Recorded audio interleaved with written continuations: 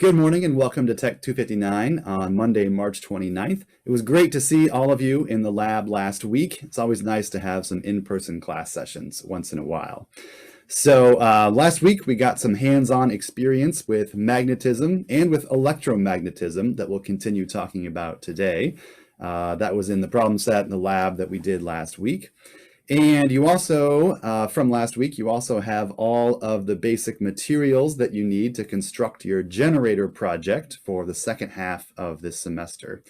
Remember that you can continue working on that throughout the next almost month of this class, and you can come in to test your generator whenever you want to.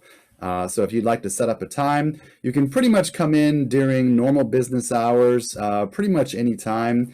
You might want to email me ahead of time to make sure the lab is going to be unlocked. But as long as I'm here, I'm happy to unlock the lab and show you how you can test your generator. So you're welcome to come in anytime you'd like between now and the due date of when the generator project is due to test out your generator so that you'll know what modifications you need to make to improve the output voltage of your generator. So as always, let me know if you have any questions about the generator project. Today, we're going to continue talking about electromagnetism, and then we'll start talking about generators. I haven't fully decided yet how many videos I'm going to make for today, but we're going to start talking about electromagnetism, or really continue talking about electromagnetism in this video. And then we're also going to start talking about generators in this class session today also. So we'll see how many videos that ends up being, and we'll take it from there. So the way this story starts about electromagnetism is with a scientist named Michael Faraday. And you may have heard that name before. He's a pretty famous scientist. He lived in the early to mid 1800s. He was an English scientist, but he didn't have a lot of formal education, which is really not that unusual for scientists of that day. That was kind of typical. But he was kind of a tinkerer, and he kind of did a lot of experiments, and he was a lecturer at a university. And the legend of this story, you know, it's always a little bit dubious, like how much truth there is to these legends, but the legend is that he was doing an experiment and he had wires hanging down from the ceiling. So imagine wires hanging down from the ceiling, and he had current passing through those wires. And he found that if he had current going the same direction through those wires, either current going down or current going up, either way, but current going the same direction through those wires, he found that those wires would actually attract toward each other. They would bend toward each other. And conversely, if he ran current in the opposite direction through those wires, one up and one down, he found that those wires would repel. They would actually bend away from each other. So he knew that something was going on. At first, he didn't know quite what, but he eventually realized that there was a magnetic field. Magnetic fields were well known at that time. Magnetism was understood, but electromagnetism was not. And so Michael Faraday was one of the earliest scientists that discovered electromagnetism and assigned some of the conventions that we're going to talk about in this class. So he figured out there was indeed a magnetic field that was being created by those wires that had current passing through them. And so he discovered that if you have current passing through a conductor, you will create a magnetic field. There is always a magnetic field around a conductor that has current going through it. All right. And he actually developed the convention to describe the orientation and the polarity of the magnetic field around a current carrying conductor. So the first hand rule, I could call them thumb rules, but they're actually more like hand rules. You'll see why in a minute, that we're going to talk about in this section of the class is called the right hand rule for current carrying conductors. And it's going to tell us the direction of the magnetic field that surrounds a current carrying conductor. So let's do a couple of examples. I'll show you on the video, and then I'll switch over to the document cam and we'll write a little bit more about it. So let's say this represents a wire, a conductor, and let's say current is going in this direction. All right, current is going in this direction. So the way I am going to apply the right-hand rule for current carrying conductors is to orient my hand such that my thumb is in the direction that current is flowing. So I said that current is going in this direction. And then to get the orientation of the magnetic field, I wrap the fingers of my right hand around the conductor. So the magnetic field is actually wrapping around the conductor in this direction. So that might not seem intuitive at first, that there would be a magnetic field that's actually going around the current carrying conductor, but there is. That is the orientation of the magnetic field. So in this case, if current is going in this direction, then I use my right hand rule for current carrying conductors, and I find out that the magnetic field is going around the current carrying conductor in this direction, around like this. All right. If I would flip that around and I would say, all right, now I've got a conductor and current is going in this direction. Well, I still use my right hand rule for current carrying conductors. I put my thumb in the direction of current flow. So my thumb is pointing that direction because current's going in that direction. And then I wrap the fingers of my right hand around the conductor, and I find that the current is causing the magnetic field to go in this direction now. It's going in this direction around the current carrying conductor. And if you kind of try that out for yourself, try it in different directions, you'll find that if current is going in one direction, that's actually the opposite magnetic field than if current was going in the opposite direction. The magnetic field is going the exact opposite direction when the current is going in the opposite direction, which kind of makes sense. If the current goes in the opposite direction, it would induce a magnetic field that is opposite from what the magnetic field was initially. All right, so that's called the right-hand rule for current carrying conductors. That's really important. That is the first hand rule that we're going to have. So don't forget the right-hand rule for current carrying conductors. It tells us the direction and orientation of the magnetic field that is produced by a current carrying conductor. All right, so let's go ahead and write some of this down and talk about it a little bit more. So to do that, I'm going to switch over to the document camera. All right, so the way we can say this is the direction of the magnetic field, which is B. Remember, I'm going to put that in there just to remind us that the magnetic field is given by the variable B. The direction of magnetic field, B, around a current carrying conductor, like a piece of wire with current going through it, but it could be any conductor. It could be a coat hanger with current going through it. Direction of magnetic field B around a current carrying conductor is given by the, I'm going to abbreviate this, right-hand rule, RHR, right-hand rule for current carrying conductors. All right, so it's important to note that this is the right-hand rule for current carrying conductors. So the right-hand rule for current carrying conductors says that your thumb is in the direction of current flow. Right, and this is normal conventional current flow. Don't be confused, but remember that electrons actually flow in the opposite direction. But don't worry about that. We're just concerned with the direction of conventional current flow, the way we always say that current is flowing. All right.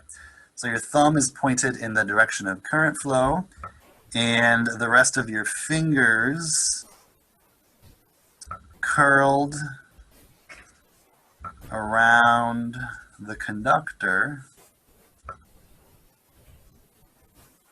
give the direction of the magnetic field. Give the direction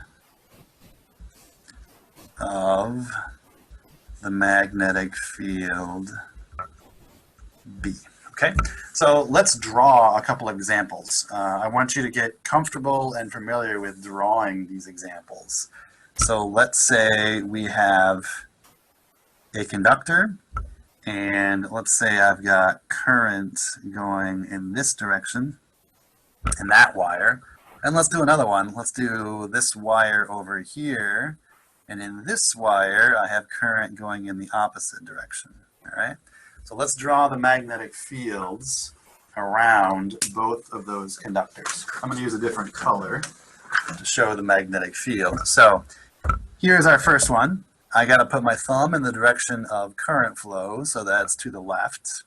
And then my fingers are going to curl around that conductor. If it helps, like, take your pencil or your pen and do this, and now you can more easily see that your fingers are curling around down behind the wire and then up in front of the wire.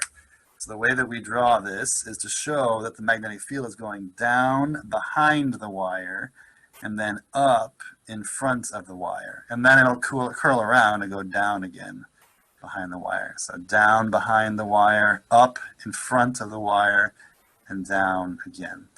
All right, so that's how you would draw the magnetic field to show that the current is going from left to right, and the magnetic field is going down behind the wire and then up in front of the wire. You know what I mean by that? By the magnetic field is going down, I'm trying to show that right now, down behind the wire and then curling around to go up in front of the wire, all right? Kind of like this. It's going down behind the wire and curling up in front of the wire. All right, so that's the way you can draw that. You can draw it just like that. I will note, I don't want to confuse anybody, but I will note that there's actually another way to show that. You can draw that another way. So this is kind of like, I look at this like, this is kind of from the left side perspective, but you actually could draw the exact same thing like this. This is also showing that the magnetic field is going down behind the wire, up in front of the wire, and down again. So these all show the same thing. These are all showing that the magnetic field is going down behind the wire, up in front of the wire, and then down again. All right, so that's the current going left to right. How about this one? The current going right to left. So my thumb needs to be going in the direction of current flow, and then my fingers are going to wrap around. So now they're going up behind the wire, and they're going to go down in front of the wire. Up behind the wire, down in front of the wire. All right, so they need to go up behind the wire, and then down in front, and then up and back again. Up behind the wire, down in front, and then up behind again. All right, so once again, this is kind of like looking at it from a left side perspective, kind of, but you can do the exact same thing by going like this. This shows the exact same thing. So it's going up behind the wire, down in front of the wire, and then up and back again. So once again, these are all showing the same thing, and these are all showing the same thing. But notice these are different. These arrows look different than these arrows, right? All right, so that takes a little bit of getting used to. You might need to stare at that for a little while and convince yourself that that makes sense. But just think about, I think it really helps to have your pencil or your pen in your hand and then literally put your thumb on the pencil or the pen and then wrap your fingers around, or do it the other way from left to right and wrap your fingers around, and you'll see how the magnetic field is going either down and back and up in front, or up and back and down in front. All right, so this is important and it's useful, but not really by itself, So what we do to make much stronger and more useful magnetic fields is, we saw this in the first video, we coil the wire.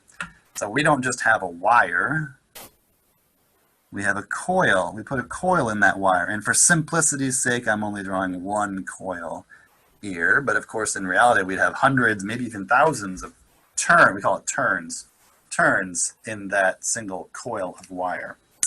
And now what I want to show is what happens when we coil that wire. Well, first of all, let's say that we've got current through this wire going from left to right. All right, so current is going this way through the wire. All right, doesn't really matter, but that's what we're going to assume for right now. So let's draw the magnetic field. First of all, let's just think about the magnetic field in this section. So not even in the loop yet, not even in this loop, but just in this section. So it's going to look like this because the current is going from left to right. So once again, take your thumb, point it to the right, wrap your fingers around. So your fingers are going up behind the wire and then down in front of the wire. So they're going up behind the wire, down in front of the wire. Kind of like that. Okay, so that's the first part. You got to make sure you understand that. But then think about what's going to happen as I apply the right-hand rule around this loop. All right, so it's hard for me to show this kind of on this camera, but I'm applying the right-hand rule at every point in this wire, even as I go around the loop. All right, so I'm applying this at every point in the wire, even as I go around this loop. So I think it helps if you actually do this. Actually get your right hand out and pretend like you're going around a loop with your right hand. And what you'll see is that as you're going around the loop, your fingers are pointing up through the middle of this loop. No matter where you are on that loop, as you're going around it, see my fingers are pointing up through the middle of that loop. No matter if I'm over here or over here, over here, or over here. My fingers are always pointing up through the middle of that loop, and then they would go down around the outside of that loop at every point in that loop. So if I drew the magnetic field around there, the magnetic field is always coming up through the middle of this loop of wire and down around the outside. All right, so that's what happens when we coil the wire. And what's kind of interesting is that if I had coiled it in the opposite direction, I would get the opposite effect. Instead of the magnetic field coming up through the middle and down around the outside, it would actually go down through the middle and up around the outside. You can try that and experiment with that yourself. All right, so that is what's going to get us a lot more useful magnetic field. And in fact, in real electromagnets, we have a lot more turns of that wire. So let's draw a slightly more realistic electromagnet. First, I'm just going to draw a cylinder. This is just a metal cylinder around which I'm going to wrap a coil of wire. Okay, so that is my metal cylinder. And now I'm going to connect a wire. And I have to be careful about how I'm going to draw this. So this is the way I'm going to draw it. So I'm going to draw it like this.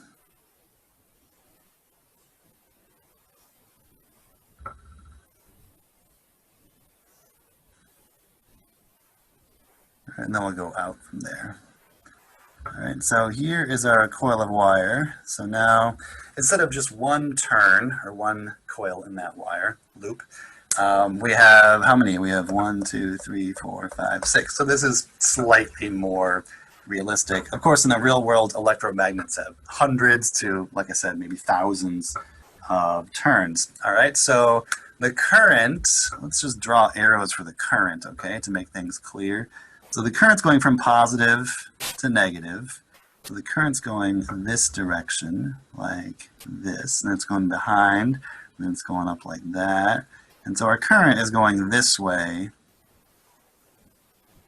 through the circuit, right? All right, that's just for to help us out as we think about the magnetic field. Okay, now we're going to apply the right-hand rule. And first, just to help us out, let's apply it right here, okay? And then we'll think about the actual coil of wire. So if I just apply it right here, current is going from left to right, so my thumb goes to the right, and then I'm going to wrap my fingers around, so it's going up behind the wire and then down in front of the wire. So it goes up behind the wire and then down in front of the wire. All right, so I don't really need you to draw these. If you're drawing the magnetic field around an electromagnet, you don't really need to draw these arrows on the wire leading to the electromagnet. This is just to kind of help us for now, okay? All right, so now we're going to apply the right-hand rule to all the segments of wire that are wrapped around this cylinder, all right? So think about applying the right-hand rule to all the segments of wire that are wrapped around this coil, all right? And you'll see that as you physically do this, I think it helps if you physically do this. Rotate your right hand around, and you'll see that as I'm doing this, my fingers are always coming up through the middle of the coil and then would wrap around the outside. So every single segment, at every single point in this coil of wire, my fingers are always coming up through the middle of the coil, up through the middle of the coil, and then they would wrap around to the outside. And what happens is when I wrap this around in a coil, and I have a bunch of turns of wire in this coil, all those little fragments of magnetic field, they all add together. They all add together. And so what I end up with is a considerably more powerful magnetic field that's coming up through the middle. And so we draw it like this. It's coming up through the middle, and then it's going down around the outside. All right, and we can draw a couple more of these lines of magnetic flux.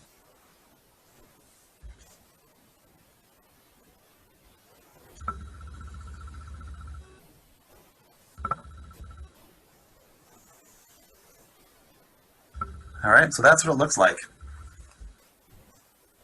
All right, so we have our lines of magnetic flux, and now we can actually say which is the North Pole and which is the South Pole. Remember in the lab that we did, we couldn't say that because we hadn't talked about this yet. But now we have our convention that lines of magnetic flux always go from the North Pole to the South Pole. And we have these arrows here showing these lines are going from this side to this side. So if the lines always go from north to south, and these lines are going from here to here, then this side must be the North Pole, and this side must be the South Pole of this electromagnet. All right, now think about what's kind of interesting. I don't think I'm going to draw this, but I'm going to leave this to you to play around with. What would happen if I reversed the polarity of this voltage source? If I flipped it so that the positive side was up here and the negative side was down here, what would happen? Well, my current would be reversed. So now my current would be going the opposite direction. And if my current's going the opposite direction, then my magnetic field goes the opposite direction. So if I flip the polarity of the applied voltage, then I would flip the polarity of the resulting magnetic field. And the North Pole would be down here and the South Pole would be up here. All right. What's also kind of interesting is what would happen if I changed the direction that I wound the coil around this cylinder. All right, so it's kind of hard to draw and kind of think of, but if you look at, say, a top view, say this is the top. Let's look at a top view. So the way I wound this wire, the way I have drawn it wound, is kind of clockwise. All right, the way if I'm looking at it from this side, I would say it's wound kind of clockwise. Well, if I wound it the other direction, counterclockwise, if I had wound it the other direction, then what would happen is I would also get a reversal of the magnetic field. Because now instead of the magnetic field going up through the middle of the core and down around the outside, it would be the opposite. It would go down through the middle and up around the outside. Okay. All right, so those are two ways to change the polarity of the magnetic field. I could either flip the polarity of the applied voltage, or I could change the direction that I wind the coil. For example, instead of clockwise, I could wind it counterclockwise. All right, so those are two ways to change the polarity of the magnetic field. But what I want to talk about here is how to change the strength of the magnetic field. How to change the strength of the magnetic field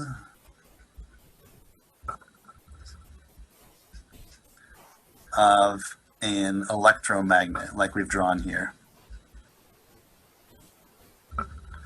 All right, and it turns out there are actually 3 different ways. 2 of them are fairly obvious, and 1 is not very obvious. I would have you guess if we were in person, but the first one that's pretty straightforward is to change in, which is the number of turns or coils wrapped around here, all right? We're going to call them turns, and in the future I'm just going to call them number of turns of wire. And that's going to be abbreviated with capital N. In the number of turns in the coil. Because this magnetic field in green is simply the result of the summation of all of the individual magnetic fields resulting from each little segment of wire, each little turn wrapped around here, right? So if I just have more turns in this coil, I'm going to add more little pieces of that magnetic field together, and it's going to result in a stronger magnetic field. So I can increase the strength of the magnetic field by increasing the number of turns of wire in the coil. The second way is also pretty obvious. What I can do is I can change the amount of current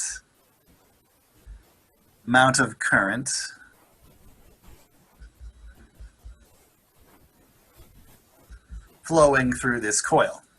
And I think it's fairly intuitive to say that if I increase the amount of current, then I would get a stronger magnetic field. And that turns out to be true.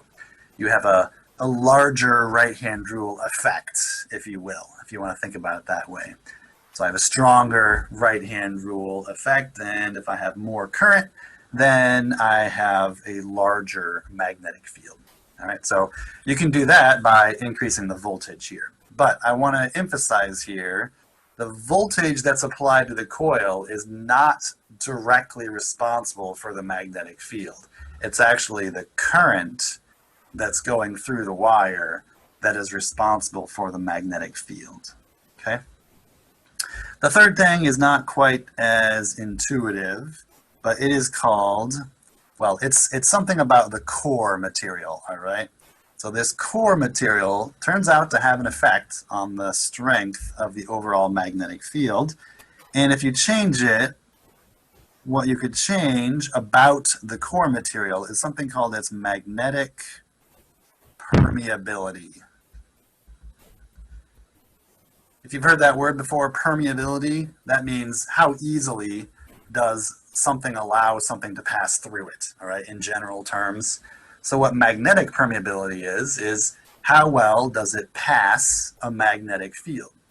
If it has a high magnetic permeability, like say iron has one of the highest magnetic permeabilities, then it's going to result in a stronger overall magnetic field than if you had a core of, say, air. I mean, it could just be air.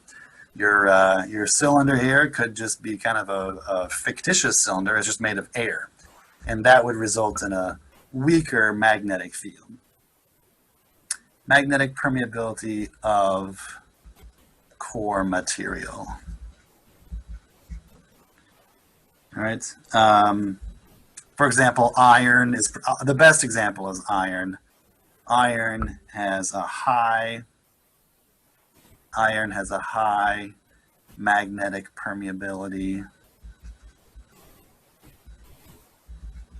and most other metals and pretty much all gases have a lower than iron, a lower magnetic permeability. But it's fair to say that in general, a metal would have a higher magnetic permeability than a gas in most cases. All right, so it's the ability to conduct magnetism. All right, think of it that way. All right, so if I want a stronger magnetic field around my electromagnet, I could have more turns of wire in the coil. I could send more current through the coil, or I could use a core material that has a higher magnetic permeability. All right, so what we can see here, I hope that you can kind of see this, there is a relationship between electricity and magnetism, because here we were able to create a magnetic field using current passing through these coils. And we saw that in the first video in the lab, right? So we could in general, we could say that, oh, well, electricity can cause a magnetic field and a magnetic field can cause electricity. But I do want us to be more specific than that. And what we can say to kind of summarize this relationship here is that we can say current will cause, I could be more specific, current flow through a conductor. I don't have room for that here, but current flow through a conductor will create a magnetic field. All right, that's the first part of electromagnetism. And the second part is that, well, the inverse of that is, well, there's something about how a magnetic field can create electricity, right? This has to do with how electricity, more specifically current, can create a magnetic field. So my claim is that the inverse is also true. Something about a magnetic field can also create something with electricity. And it turns out that what we can say, to be more specific, is that a changing, that's actually important, a changing magnetic field